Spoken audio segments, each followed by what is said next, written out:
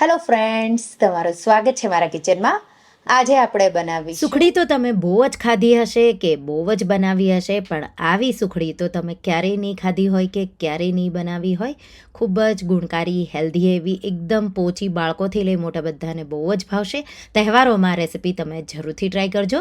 જો તમને મારી રેસિપીઓ ગમતી હોય અને હજુ સુધી ચેનલને સબસ્ક્રાઈબ ન કર્યું હોય તો સબસ્ક્રાઈબ કરજો અને બાજુમાં આપેલી ઘંટી દબાવજો એટલે નવી નવી રેસિપીના નોટિફિકેશન આવે. તો ચાલો બનાવીએ. અહીંયા કોઈ એક ઘરમાં વાટકી 6 જેટલી હોય એ વાટકીના માપથી તમારે આ બધું મેઝરમેન્ટ લેવાનું છે. અહીંયા આ રેસિપીમાં જો તમારે ગુંદર અને ખજૂર ન વાપરવો હોય તો તમે સ્કીપ કરી શકો, પણ ખજૂર વાપરવાથી ન્યુટ્રિશન સુખડીના વધી જશે. ગુંદર પણ બહુ હેલ્પ કરશે. તો 2 ટેબલસ્પૂન ગુંદર અને 10થી 12 મેં ખજૂર લઈ અને સાઈડમાં મૂકી દીધું, તો એ આપણે પછી વાપરીશું. હવે અહીંયા 2 વાટકી ભરી બદામ લેશું, એ જ 1 વાટકી ભરી ગોળ, એ જ 1 વાટકી ભરી દૂધનો પાવડર, એ જ 1 વાટકી ભરી ડેસિકેટેડ કોકોનટ, સૂકા નાળિયેરનું ખમણ, અને એ જ 1 વાટકી ભરી ઘી લઈ લઈશું. ગોળનું પ્રમાણ મેં થોડું ઓછું રાખ્યું છે, તમે વધારે પણ લઈ શકો. હવે એક પેનમાં આપણે 2 વાટકી ભરી બદામ લઈ લઈશું. તો બધી જ વાટકીઓનું માપ હું એક સરખું રાખી અને હવે આપણે અહીંયા બદામનો પાવડર તૈયાર કરવાનો છે. તો બદામનો લોટ પણ તમે કહી શકો. આ રીતે બદામને સ્લો ટુ મીડિયમ ફ્લેમ પર શેકી લેશું. ક્રિસ્પી થઈ જાય અંદર સુધી એ રીતે તમે ઓવનમાં એને બેક પણ કરી શકો અને પછી પણ એનો પાવડર દળી શકો. અહીંયા એકદમ ક્રિસ્પી એવી બદામ થઈ ગઈ. સ્લો ટુ મીડિયમ ફ્લેમ પર લગભગ 7-8 મિનિટ જેવું શેક્યું. હવે બદામને એક પ્લેટમાં કાઢી ઠંડી કરીશું.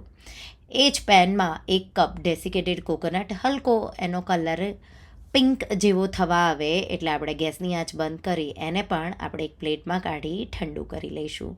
અહીંયા બદામ પણ ઠંડી થઈ ગઈ અને ડેસિકેટેડ કોકોનટ પણ ઠંડુ થઈ ગયું. આ રીતે બદામ ઇઝીલી બ્રેક કરી શકશો એટલી ક્રિસ્પી થઈ જશે. એકદમ ઠંડી થઈ જાય બદામ પછી આ રીતે થોડી થોડી મિક્સર જારમાં ઉમેરી અને તમારે એનો પાવડર કરવાનો છે. આ રીતે બદામ શેકેલી અને ઠંડી થઈ જશે એટલે એનો પાવડર ઇઝીલી છૂટો છૂટો આવો રેડી થશે. આપણે એક બાઉલમાં કાઢી લઈશું અને એ જ રીતે બીજી બધી બદામને આપણે આ રીતે વાટી અને એનો પાવડર એક બાઉલમાં બધો રેડી કરી લઈશું. હવે આ રીતે બદામનો પાવડર તમે બધો દળી લ્યો એટલે આપણે એને મેઝર કરવાનું છે. 4 વાટકી ભરી, તો આ જ વાટકીના માપથી મેં બધી સામગ્રીઓ લીધી છે એટલે આ રીતે 1 વાટકી ભરી અને હું આ રીતે એક પ્લેટમાં આ રીતે ઉમેરી દઈશ. એ જ રીતે બીજી, એ જ રીતે ત્રીજી અને એ જ રીતે ચોથી વાટકી. તો 4 વાટકી ભરી બદામનો પાવડર લેવાનો છે. તો આ આપણો તો લોટ વગરની સુખડી છે એટલે બદામનો પાવડર રેડી થઈ ગયો. હવે જે ડેસિકેટેડ કોકોનટ છે એને પણ મિક્સર જારમાં ઉમેરી એનો પાવડર દળી અને આપણે એને પણ એક વાટકીમાં કાઢી લેશું. કોકોનટથી આ સુખડીનો ટેસ્ટ છે એ બહુ સારો એવો આવે અને સાથે બહુ જ ગુણકારી એવું કોકોનટ છે.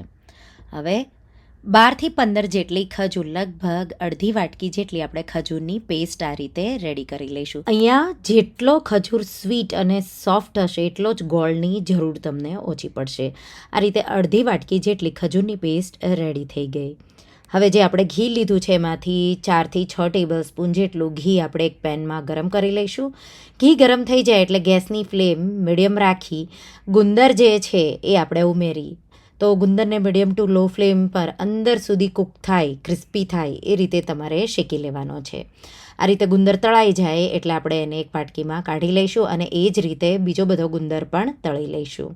આ રેસિપીમાં તમારે ગુંદર ન વાપરવો હોય તો સ્કીપ કરી શકો છો, પણ ગુણ આ સુખડીના વધી જશે જો ગુંદર તમે વાપરશો તો. તો ગુંદર તળાઈને આ રીતે મેં એક વાટકી ભરી રેડી કરી લીધો. હલકો ઠંડો થાય એટલે આપણે ગુંદરનો પણ મિક્સર જારમાં વાટી અને પાવડર કરી લઈશું. તો ગુંદર પણ તળાઈને જે વાટકીથી આપણે બધું માપ લીધું છે એ જ વાટકી ભરી રેડી થઈ જશે. તો આ રીતે માપ તમારું એકદમ પરફેક્ટ એવું રહેશે. તો ગુંદરનો પાવડર તૈયાર છે.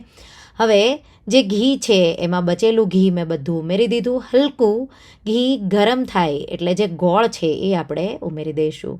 અહીંયા ગોળ છે મેં એક વાટકી ભર્યો હતો, પણ ગોળ એકદમ સોફ્ટ હતો એટલે તમને એમ લાગશે કે ગોળ ઓછો થઈ ગયો છે. ગળપણ તમે 1-2 ટેબલસ્પૂન જેટલું વધારે કે 1-2 ટેબલસ્પૂન જેટલું ઓછું કરવું હોય તો તમે કરી શકો. ઘી સ્લો ફ્લેમ પર ગરમ કરીશું અને પછી આ રીતે ગોળને પણ એકદમ સ્લો ફ્લેમ પર પીગળી જાય એ રીતે થવા દઈશું. ગોળ આ રીતે પીગળે અને હલકા 2-3 બબલ આ રીતે તમને થોડા બબલ દેખાવા લાગે એટલે તરત જ આપણે ખજૂરની પેસ્ટ ઉમેરી દઈશું અને આપણે એને ગોળ સાથે એકદમ સારી રીતે મિક્સ કરવાની છે.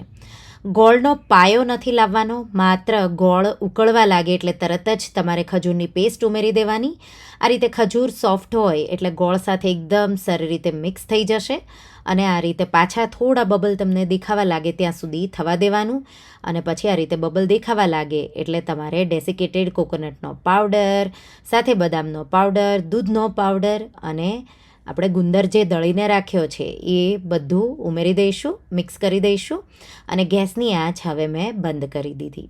તો ગોળ પીગળે અને બબલ થોડા આવે એટલે તરત ખજૂર ઉમેરી દેવાની અને ખજૂર મિક્સ થઈ થોડા બબલ આવે એટલે તરત જ ડેસિકેટેડ કોકોનટ અને બીજી બધી સામગ્રીઓ ઉમેરી અને એકદમ સારી રીતે તમારે આ રીતે બધું મિક્સ થઈ જાય એ રીતે મિક્સ કરી દેવાનું. એક સરખું ભેગું થવા લાગશે તો આ રીતે બધી સામગ્રીઓ ઉમેરો પછી તરત જ ગેસ બંધ કરી અને તમારે મિક્સ કરી દેવાનું છે અને આ રીતે મિક્સ થઈ જાય એટલે એક પ્લેટ લઈ લઈશું અને એને ઘીથી ગ્રીસ કરી લઈશું અને જે મિક્સર આપણું છે એ ગરમ ગરમ હશે એટલે તરત જ તમારે આ બધું મિક્સર આ રીતે એક પ્લેટમાં આ રીતે સેટ કરી દેવાનું છે. આ રીતે બધું મિક્સર ઉમેરો પછી તમારે આ રીતે ચમચાના મદદથી ફ્લેટ કરી દેવાનું અને વાટકીના મદદથી તમારે ઉપરથી એકદમ ફ્લેટ કરી દેવાનું અને બને એટલું એકદમ સ્મૂધ અને એક સરખું ફેલાવી દેવાનું.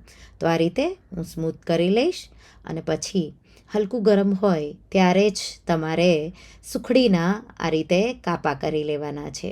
તો સુખડીના પીસીસ ચોરસમાં હોય તો ચોરસમાં તમે આ રેસિપીને બદામ પાક પણ કહી શકો, પણ આ સુખડીના રીતે જ મેં બનાવ્યું છે એટલે હું એને સુખડી જ કહી રહી છું. તો આ રીતે હવે આપણે એના પીસીસ કરી લઈશું આ રીતે અને આ રીતે પીસીસ કરી લ્યો એટલે આપણે એના પર બદામ અને પિસ્તાના સ્લાઇસથી ગાર્નિશ કરી દઈશું અને હવે આપણે એને 10થી 15 મિનિટ જેવું સેટ થવા દેવાનું છે. તો આ રીતે હલકું ગરમ હશે પછી ઠંડુ થઈ જાય એટલે તમારે એના પીસીસ સેપરેટ કરી દેવાના અને પછી તમારે એને કોઈ ડબ્બામાં ભરી અને મહિના સુધી ખાઈ શકો. તો જે લોકો ગોળ ઉપવાસમાં ન ખાતા હોય તો એના માટે નહીં, પણ જો તમે ખાતા હોય તો ફરાળી સુખડી પણ કહી શકો. બહુ હેલ્ધી ગુણકારી એવી બદામની સુખડી જો તમે ક્યારેય ખાધી ન હોય કે ક્યારેય ટ્રાય ન કરી હોય તો આ ટિપ્સ અને ટ્રિક સાથે તમે એકવાર આ રેસિપી ટ્રાય કરજો. એકદમ સોફ્ટ એવી, મોઢામાં મૂકતા જ પીગળી જાય એવી, સાથે બદામ બધા આમ નહીં ખાતા હોય પણ આ રીતે તમે બદામની સુખડી બનાવશો તો નાના બાળકોથી લઈ મોટા બધાને બહુ જ ભાવે. બાળકોને તમે ટિફિન બોક્સમાં રોજ એક ટુકડો આપી શકો.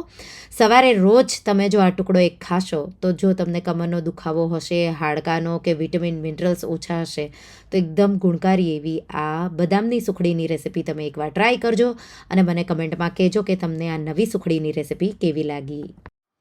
તો તમને આ રેસિપી કેવી લાગી મને કમેન્ટમાં જરૂરથી જણાવજો અને હા, જો તમને આ રેસિપી ગમી હોય તો વિડીયોને લાઇક કરજો, શેર કરજો અને મારા ચેનલને સબસ્ક્રાઈબ કરજો અને આવી જ નવી રેસિપીઓ માટે તમે બેલ આઇકોન બટનને પ્રેસ કરજો. Thank you for watching.